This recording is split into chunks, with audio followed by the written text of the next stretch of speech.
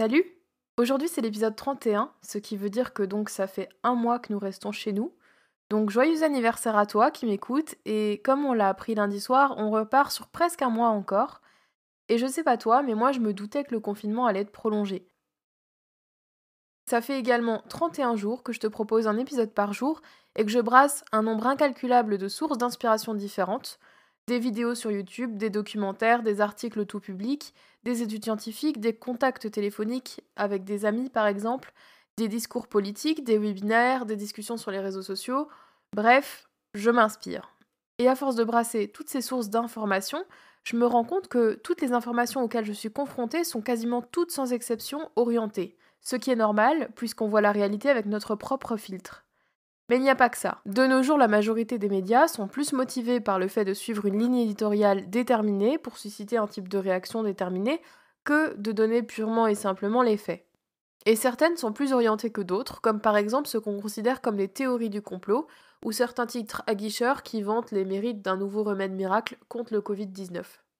Alors au final, parfois, c'est un peu compliqué de s'y retrouver dans tout ça, et pourtant, pour vérifier une info, donc pour se prémunir du stress et de certaines réactions intenses, c'est indispensable de croiser des sources pour le peu qu'on soit intéressé par ce qui se passe, y compris les sources considérées comme complotistes. Pendant mes études, on m'avait appris à analyser le sérieux de sources sur base de 3 critères que je vais te donner. Le premier, c'est le fait que celui qui écrit soit crédible, c'est-à-dire qu'il ait les connaissances pour évaluer la situation et qu'il puisse la comprendre. La présence de conflits d'intérêts ou pas est également importante, ainsi que le fait que la personne puisse avoir connaissance ou non des faits, par exemple parce qu'il a vu les événements, parce qu'il les a vécus à cette époque, dans ce lieu, etc. Et si on lit parfois certains articles sur le net, on s'aperçoit que les critères ne sont pas souvent tous réunis. Souvent les articles sont relayés par des sites qui récupèrent et sortent de leur contexte des propos, des faits, ce qui les dénature complètement. Une fois cette collecte de différents points de vue effectuée, une activité plus intéressante encore, c'est celle de comprendre pourquoi un média que l'on pense crédible peut essayer de nous balader. Et là, il y a clairement de quoi stimuler notre créativité. Mais même en analysant chaque source, parfois on peut se tromper, à cause de biais qui sont des raccourcis que prend notre cerveau pour traiter plus facilement les informations. Et c'est extrêmement compliqué d'en être conscient et encore plus de les éviter. Le premier dont je vais te parler, c'est le biais de confirmation. C'est un biais qui fait qu'on a toujours tendance à minimiser les arguments contraires à ce qu'on croit.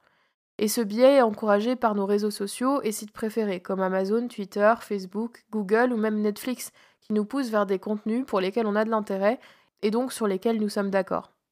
On a conceptualisé ça sous le nom de bulle, et si tu le cumules avec un biais de confirmation, tu finis par vivre bien loin de ce qui se passe réellement sur la planète Internet des autres. Matthew Hughes, journaliste pour The Next Web, a dit un jour que, comme la plupart des gens, je vis dans une bulle que j'ai créée où les seules perspectives que je croise sont similaires aux miennes. C'est exactement ce qui se passe dans la bulle. Nous avons également un biais de rationalisation dont le but est de réduire la dissonance cognitive. En d'autres termes, ça veut dire que par exemple, on peut se trouver très satisfait, c'est un biais de rationalisation, d'avoir acheté quelque chose de très cher simplement parce qu'on l'a payé cher et que si on était déçu, il y aurait ce qu'on appelle une dissonance cognitive entre l'action et le résultat. Tu comprendras aisément qu'on peut du coup ne pas adhérer au discours de quelqu'un, trouver ses arguments pourris ou carrément oublier l'argumentaire simplement parce qu'on le déteste, par exemple. Un autre biais très présent sur Internet, c'est l'illusion statistique. C'est un biais par lequel on met en corrélation deux données qui n'ont pas de lien de cause à effet. Par exemple, il est biaisé de dire que la consommation de papier toilette augmente de manière significative la contamination au coronavirus. Enfin, le dernier biais dont je voudrais te parler, alors qu'en fait on en a répertorié plus de 150, c'est le biais d'effet de mode. Tu le connais, c'est ce biais qui fait qu'une publication connue va nous paraître plus intéressante à lire qu'une publication peu lue. Il en va de même dans notre manière de nous informer. On aura tendance à aller visiter des médias mainstream plutôt que d'aller vers des sites indépendants parce qu'ils sont moins connus. Idem pour les articles phares. Comme je te le disais, on ne peut pas vraiment se débarrasser de tous ces biais, et c'est extrêmement compliqué et fatigant de tous les surveiller en même temps, puisque le propre du biais, c'est justement d'être un raccourci inconscient. Il nous faut donc sans cesse remettre en question ce que quelqu'un peut nous dire, et en particulier si nous lui faisons confiance, parce que c'est à ce moment-là qu'on aura tendance à se poser le moins de questions, et à mettre de côté notre esprit critique, et surtout de regarder au-delà de l'information qui se présente à nous, puisque c'est l'une des règles principales de la manipulation de masse que de distraire le peuple, et j'en connais une qui est spécialiste en la matière.